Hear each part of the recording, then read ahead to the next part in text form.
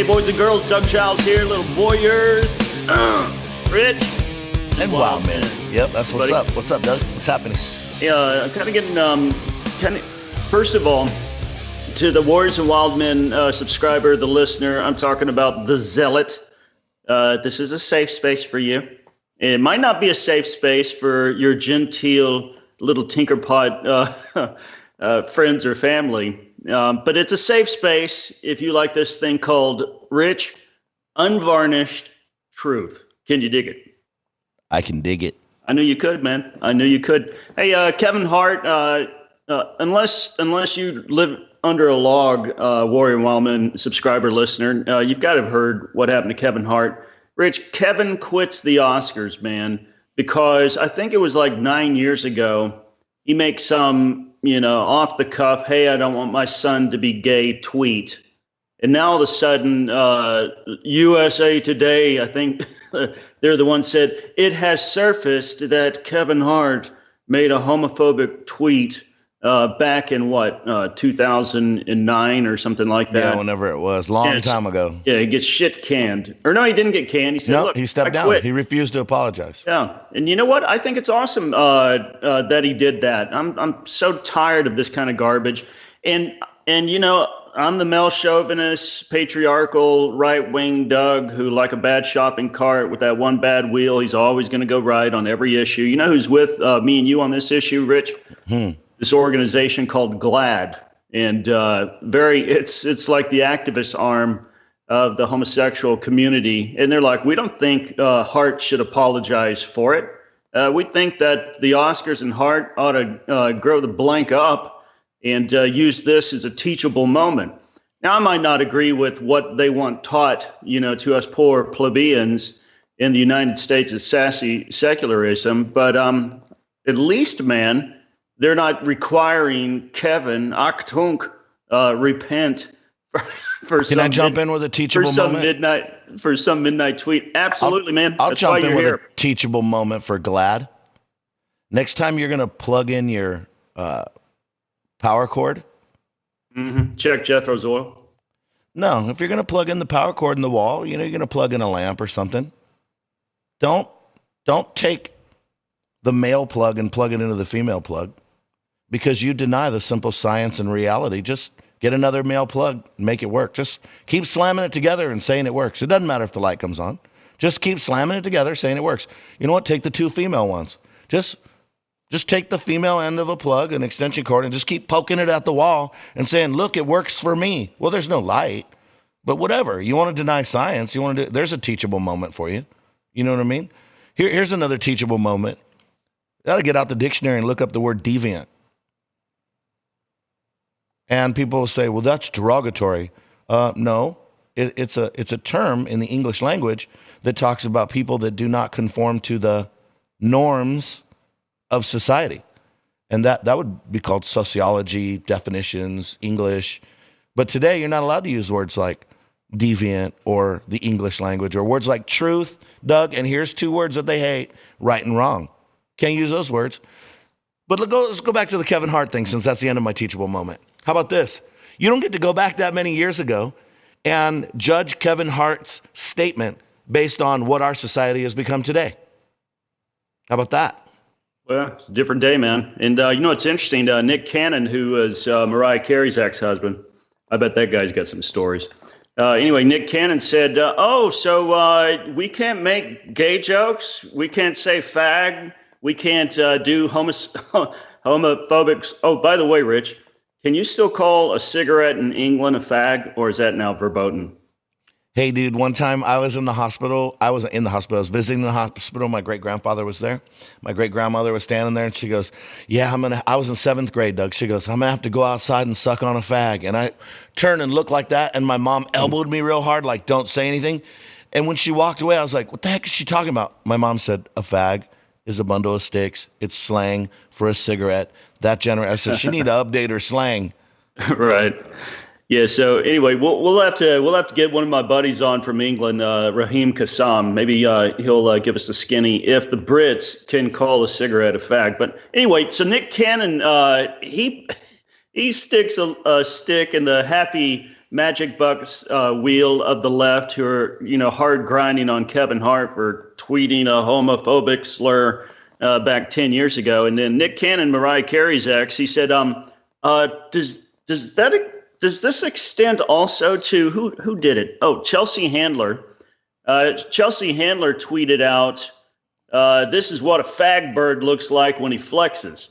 And Nick asked the question. He queried the Oscars and the thought police there in the United States, again, of sassy secularism, if there if there should be any backlash for Chelsea. Also, Amy Schumer, who I don't know how this chick is famous, man. I get Kim Kardashian. You do a porn tape. Paris Hilton film her, blowing one of her boyfriends. They're cute. All of a sudden, they're famous. I don't understand why Amy Schumer's famous. She's not funny. She's not attractive. But you know what? She said in, let's see, December 7th, 2018, I believe, enjoy Skyfall, fags. I'm about to get knee deep in Helen Hunt. Hashtag the sessions. But there's no outrage over Schumer saying, oh, I know why she's famous. Chuck Schumer. Chucky, Chucky, the one you saw Trump dust yesterday in the Oval Office. He's her uncle. So anyway, Amy gets a pass. Chelsea gets the pass. Sarah Silverman, that chick blasts homosexuals all the time with the most egregious terminology. And Rich, nary a peep. Kevin Hart, oh my God, man. Well, Doug, we got to bring up the whole concept of comedy. One of the great things is that comedians point out things. They don't teach you anything. They point out things that are everyday things that we all know that we never thought to say, and they point it out in a funny way, and we all laugh at ourselves and we enjoy it. Yeah. I mean, because you look at a comedian and they talk about, what do they talk about? They talk about, obviously they used to talk about homosexuals. That's funny. They talk about marriage. That's funny. They talk about kids. It's funny. They talk about different races and cultures. That's hilarious. Not anymore. But we used to all laugh at that because that's funny. Those are, look, man, you know what, Doug? Forget it. From now on, I'm not going to go to a Mexican food restaurant. I'm not going to go to a Chinese food. I want my restaurant to say food. That's it. Just food. I don't want Mexican food. I want to delineate the source. Why would we say Mexican food? Because we know what we want. It's a good thing. And you want to know something, Doug? There are incredible things about the Mexican culture. Amazing things. And there are terrible things about the Mexican culture. And you know what's funny? When a comedian makes fun of both of them. There's incredible things about white culture or European culture or Anglo-Saxon white American culture. There are things that are awesome, and there's things that are freaking hilarious. And you want to know what's funny? That they're true. And of course they exaggerate, so it makes it funny. Black culture, Asian culture. Rich, you know how Doug, that's funny. It's funny. You know how I know I'm white? My trebles. You're not blind. My trebles turned up higher than my bass in my car. Rich, you want to know how I also know how I'm white? How? Because when I go through the toll booth, like when I used to live in Miami, going over to Key Biscayne to go fishing out of the beautiful Biscayne Bay Marina, and I give the toll booth operator $1, and she says, "Have a nice day." I say, "Okie dokie." Hey, when it's just funny. When you're talking about comedians, that's the fun thing. It's making fun of truths and differences, and that's what that brings us together, Doug. It brings us together. Can't do it. I told a person one time, I told a pastor, I said, but you can't do it like that because you're trying to turn that church into a black church. And he said, "You're a racist." I said, I'm not talking about racism. I'm not talking about color. I'm talking about the culture of a black church. I said, you have a church that's existed for 25 years the way that it is, and you're trying to change the culture of an entire church. And I said, my point has nothing to do with black or white. And he literally latched onto that. And if you say black church, you think of culture and a style of church. If you say white church, you think of people who clap on the wrong beat if they can find one. Look, man, that's a reality. That doesn't, when we delineate something, it doesn't make it, doesn't mean it's bad or good. We're just making a delineation. Now you can't even say, "Hey, I'm waiting for my friend. What's he look like? He's a tall black guy." You can't even say that. You have to try to describe them without their race because that doesn't even make any sense. It doesn't make any. We're trying to act like those things don't matter, but they're the things that make the world a great place if people have right attitudes and if you do it with respect. That's what the liberals they're great at, man. You got to give it to them. They're great at making everything suck everywhere that they go. Nobody wants to live, like you said, in some kind of sterile, Lysol disinfected environment where we've got to fly like 6 inches off everybody's taste wing and not deviate 1 angstrom, or all of a sudden, the universe is out of whack. I don't think there's too many people really in America or in the planet that don't like or don't mind having a good hee-haw over any group of people. And it's just the liberals and the thought police and those who want to monitor and garner our speech and corral us into this little joyless, cul-de-sac of obedience to their religion. I like what John Cleese said, and I'm a big Monty Python fan. My evangelical brother's rich. They don't think I can be born again if I like Monty Python, especially The Life of Brian. Have you seen The Life of Brian? No. Oh my God, brother! You got to see The Life of Brian. You know what it's about? No, I never even heard of it. Come on, man. You and Annie got to get some cigars tonight, big ass jug of beer, and watch The Life of Brian. So this kid named Brian is born the same day, same night, same time, in the same stable area that Jesus is born in. And the wise men get jacked up, and they think that Brian's Jesus, and they go into the wrong manger. They start worshiping the wrong guy. He doesn't want to be worshiped. He doesn't want to be followed. So they're badgering him all his 30 plus years while Christ is simultaneously ministering alongside of him. And as far as a movie that makes fun of Christendom and the church, it's dated. It's early 70s. It's par excellence, man. It's second to none. I'll have to check it out. That sounds really fun. And here's what's the rub about it. Everybody's like, man, that's a demonic movie. That's not a movie a Christian should watch. It makes fun of God. It's like, no, it doesn't. It makes fun of dorky Christians. Yes. There's a difference. And there's a difference. Oh, brother, The Life of Brian. But anyway, Cleese says this, man. And Cleese is like he's, 75, 80 years old, been doing great comedy for many moons. Monty Python, The Holy Grail, Life of Brian, Meaning of Life, all that stuff, just classic comedy. He said humor by its very nature is critical. Okay? Do you hear that, leftist? It's critical by its very nature. That's what's funny. And he said, and if you say that there is a special group of folks that you cannot offend, then humor is gone. And when humor goes, there goes a good sense of proportion. And when that vanishes, Cleese says, as far as I'm concerned, we're living in frickin' 1984. Yep. And that's where we are right now, amigo. Right now, brother. Doug, I heard a comedian say something that could be one of the most offensive things ever. And I don't remember his name, but I'm going to quote him a little bit on it. And it's shocking. But he has a glass of water on stage and he says, yep, I'm going to turn this water into wine right now. And everybody started laughing. He goes, oh, don't think it's funny. I only need 12 of you to believe it.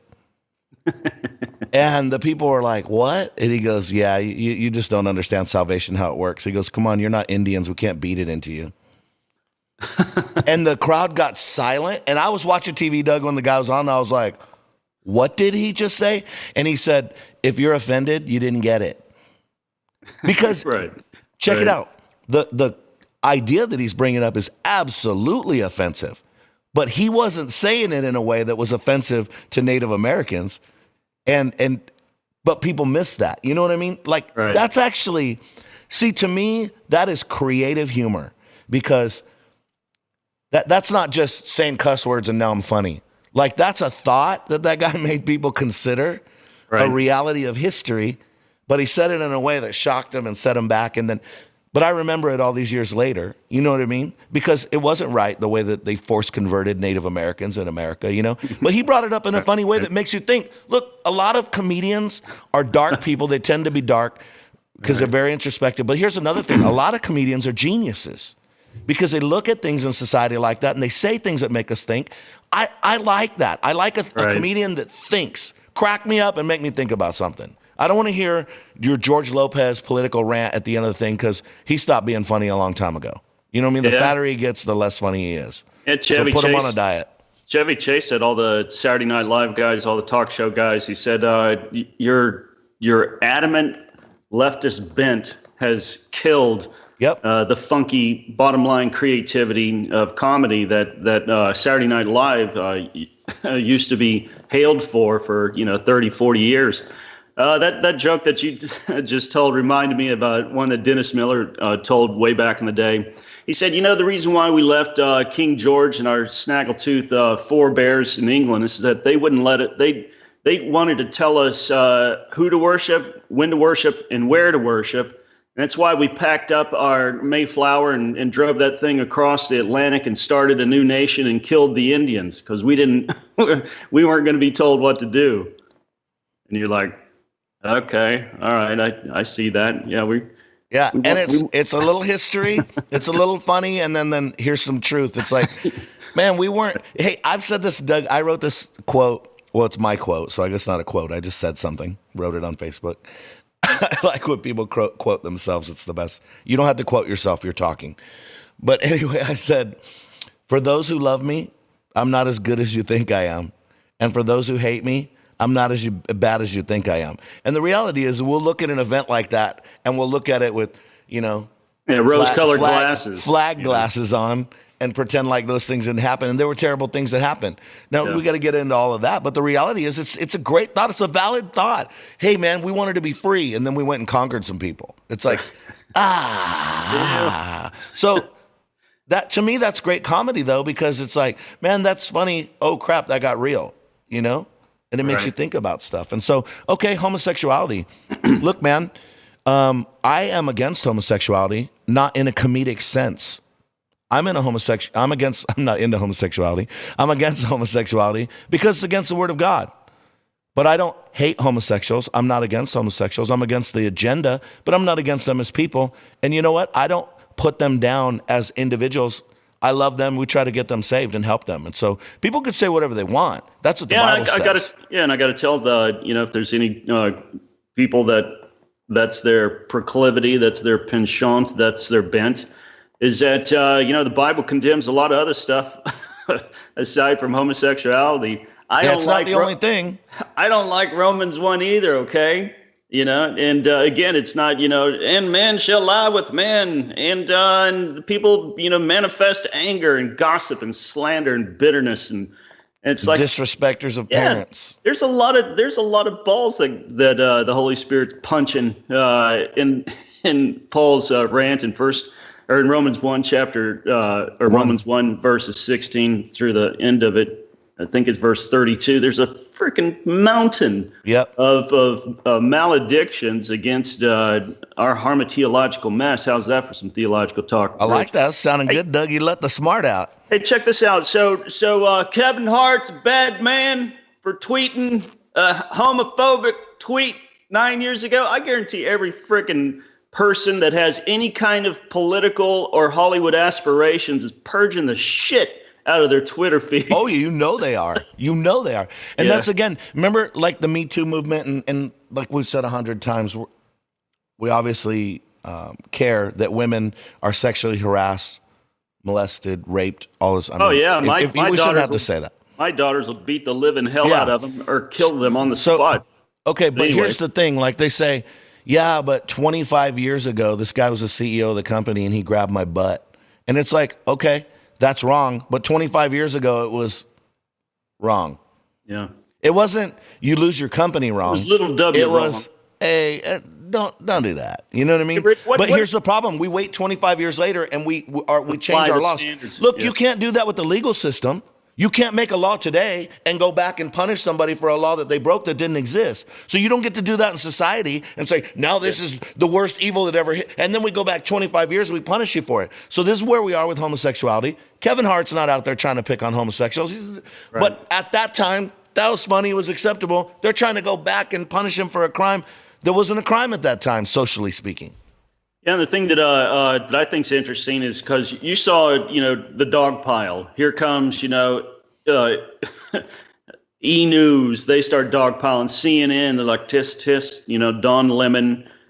MSNBC, they start axe grinding against Kevin Hart. And then lo and behold, Rich, Christmas comes early. for guys like me and you. Check this out.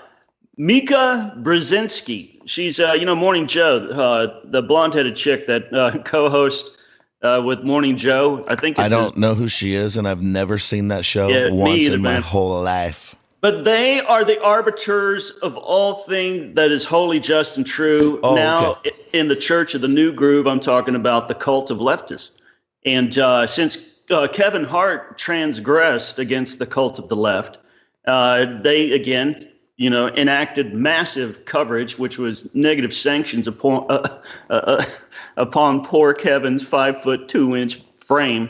Well, Mika, who happens to be, again, one of I think she's a sergeant, Rich, in the Thought Police Brigade over at MSNBC. Sergeant Mika, check this out. She hurls a homophobic slur live on air as she refers to Secretary of State Mike Pompeo as Trump's wannabe dictator's butt boy. What? Yeah, man. You see what happened. So here's the lowdown. Let me guess. Now she's fired and she doesn't have a job. She gets a frickin' award. She probably gets a promotion. Okay. Yeah, because Pompeo's white. He's conservative. He's pro-Trump. I don't know if he's a Christian. Could be. I don't know. It sounds kind of Italian or Greek or something. Could be in the Orthodox or the Catholic tradition. I don't know. But he checks off all the boxes of somebody who you can ridicule and receive a quadruple standard and probably get a high-paying speaking gig for telling truth and speaking it to power, Rich. That's craziness, man. And then they're picking on Kevin Hart. Kevin Hart's funny. And you know what? Kevin Hart, look, I don't think Kevin Hart's a Christian. I don't know. But when you look at Kevin Hart, he's a guy that likes people. He's a pretty positive guy. He's a funny guy. He has a lot of great friends. The people that are around him are good people. He's a family guy. Kevin Hart's not out there. He's not like me and you. Look, if they hate our guts, Doug, we get that. We will give you reasons every week on Warriors and Wildmen to hate our freaking guts. Not only that, you can follow us anywhere you can find us, and we'll give you a reason daily to hate our guts. But Kevin Hart, he's not that guy. That's jacked, man. That's their agenda. If the homosexual agenda is their holy grail, nobody's allowed to touch it, and they hold it up, and it's the deal. That's garbage, man. That's garbage. You know what? And that makes me want to make a joke. I'm gonna think of one. I'm gonna think of a joke. See, that's interesting that you brought that up about creating a joke, doing comedy. This is something that I think, even though we know it's all bad, we know that the arguments are specious, we know that this is political correctness on steroids, we know that it's Orwellian, as John Cleese put it. But here's the challenge to writers and podcasters and provocateur gadflies like you and I and the other great ones that are out there. This takes the creativity level to me, Olympic grade type stuff. We've got to get so creative and so what's the word I'm looking for? Creative. We got to take it to the next level, brother, to where we can bust their chops and they don't even understand that they just got rode like a mule, man. And that's what I think. That's what I dig about this new day and age. You can do the Bill Burr approach where he's just like f y'all, and he can just keep doing his thing. Now I was imitating Bill Burr. I wasn't actually saying that. We'll throw a bleep in there. Hey, Rich, that's the path. If you listen to Bill Burr's podcast every week, oh my gosh, man, he's going to go down with the ship, and or he's going to right the ship, one or the other. He's either going to completely die on that sword, because he's not playing games, brother. I mean, he's going after these PC police, and he goes after the black crowd and the gay crowd. The blacks come after him. He's like, I'm married to a black woman, bite me. She loves my comedy. She doesn't like the words I use, but she loves the comedy. I have a half black little baby, so, shut the front door. But he's not having none of it, man. And he said, and I was talking, or no, I wasn't talking, I was listening to Rogan, and he was talking to some comedian, and they're talking about how comedians and podcasters and provocateurs and opinionists really need to ride whatever their gift, whatever their bent is, just into the fray, into the fire, into Just the go for fight. it. Unless it's just stupid and gross and hate filled. Yeah. But if it's really creative and comedic and you're getting good laughs from, an eclectic group, then don't try to be cast by Hollywood. Just do your damn thing. There's so much money to be made from podcasts and doing your own kind of stuff that you don't need Hollywood's approval. Because if you move down that road and you want to be cast and you want this or that, and everybody and their dog on that side of the field is leftist, guess what you got to become, or you're not going to get employed. And he just encouraged, the provocateurs and the opinionists and the comedians. It's like, dude, just hone your craft. Become great in your message. Stay the course, because there's a lot of people that aren't smoking the leftist dope, and they're not octunking to every jackboot that tells them to, I'll tell you what, Doug, I'll be in court on Friday. And, my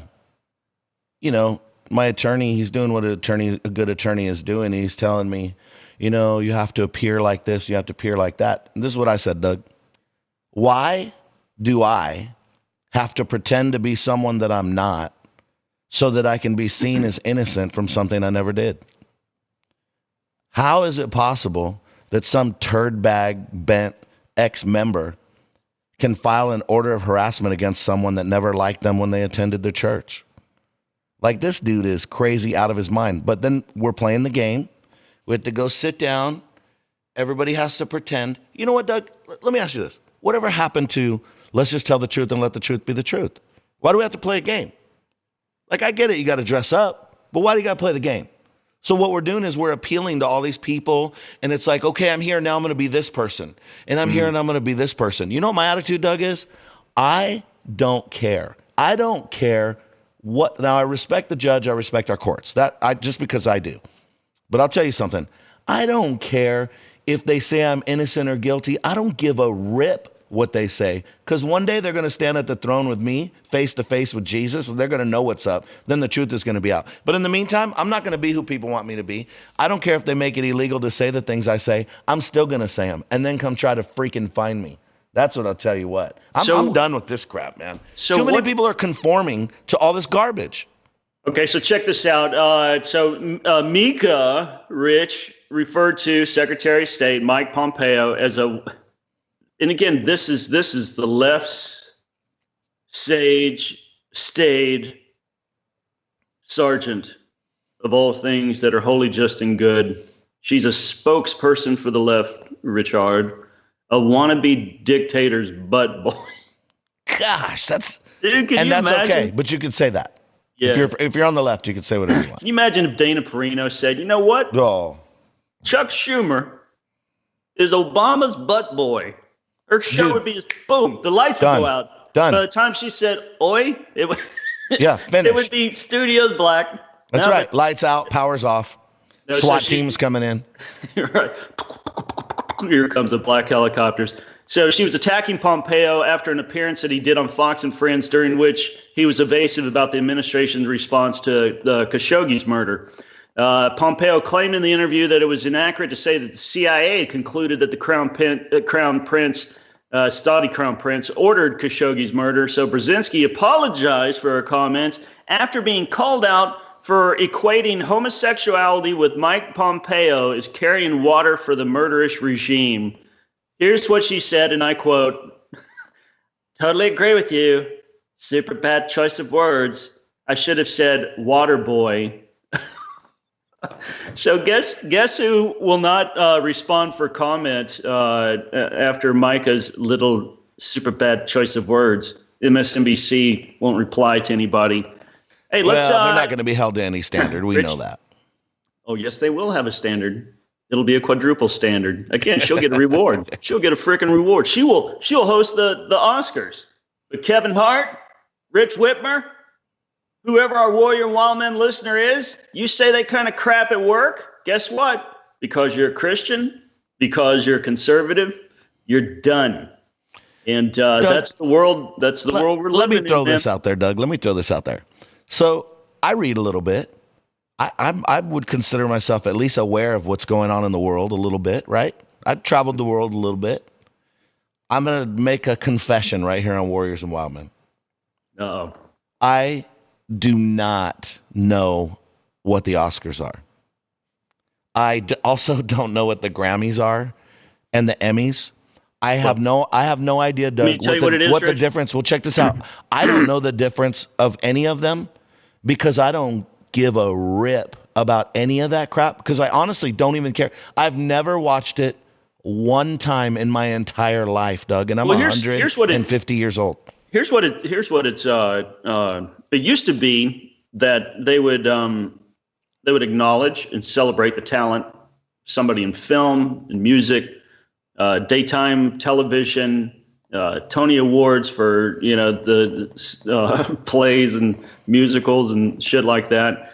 Now it's come to see to see the left self-preen, congratulate themselves, and who can repeat the politically correct phrase in the most effective manner, one after the other, until they drum it into our head that Hollywood truly sucks and that it is something that wise parents should shield their kids from because it's gonzo, down the drain, socialism, anti-Americanism, anti-Christianity, anti-capitalism, anti-freedom, and they celebrate that puke 24/7, 365, and that's what those shows are all about now. Before, used to be great. Now, it's a whole nother world, baby.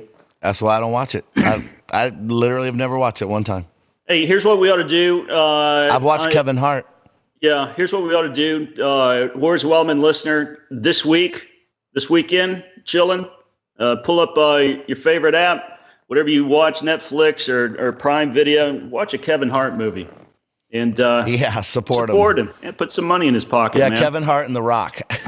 Absolutely, man. Don't back down. Don't apologize. Tell the people I'm not going to go back 10 years and delete it like I didn't say it because I did say it. I've evolved a little bit, but you know what? I'm not going to bow and kiss the ring of the thought police and political correctness. Yep. All of you can kiss my ass.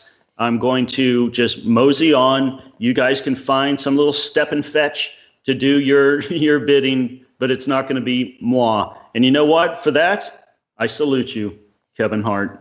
That's right. And when you're getting on that app, get on the app for the podcast. Go to Warriors and Wildmen. Download our podcast. Subscribe.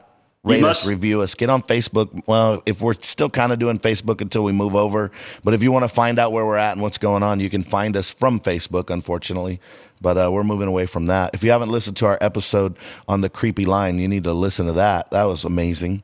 And follow us on Instagram, Twitter, wherever else we're at. Warriors and Wildmen. That's what's up. Yeah, and also subscribers and forward these things on. If you got some buddies that you think would dig it, male or female, we don't care. Forward that email on, put in a text, and stay rowdy, stay tuned.